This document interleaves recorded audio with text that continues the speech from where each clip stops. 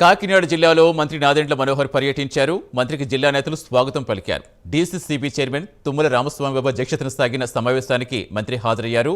Party బలోపేతాన్ని ప్రతి ఒక్కరూ కృషి చేయాలని తెలిపారు.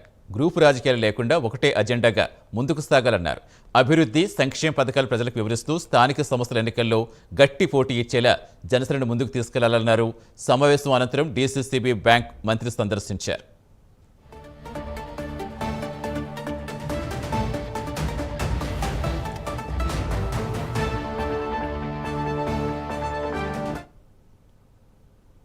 కళ్యాణ్ గారు కూడా ఎవరినైతే సరే మనం ఒక పదవి ఇవ్వాలనుకుంటున్నామో వాళ్ళకి అర్హత ఉందా లేదా అనేది ముందు చూస్తారు.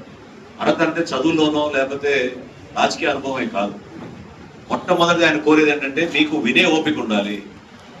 మన సామాన్యులు, మన జన సైనికులు, మన వీర మహిళలు వాళ్ళు ఎదుర్కొన్న సమస్యల గురించి కనీసం వాళ్ళకి 5 నిమిషాలు 10 నిమిషాలు ఇచ్చి ఇష్యూస్ ఏమున్నాయో మనం తెలుసుకోకపోతే మన ప్రస్థానంలో వాళ్ళు భాగస్వాములు అవడం చాలా ఇబ్బందిగా ఉంటుందనే విషయం అనేక సందర్భాల్లో ఆయన ప్రస్తావిస్తూ ఉంటారు. పవన్ కళ్యాణ్ గారు కూడా ఎవరినైతే సరే మనం ఒక పదవి ఇవ్వాలనుకుంటున్నామో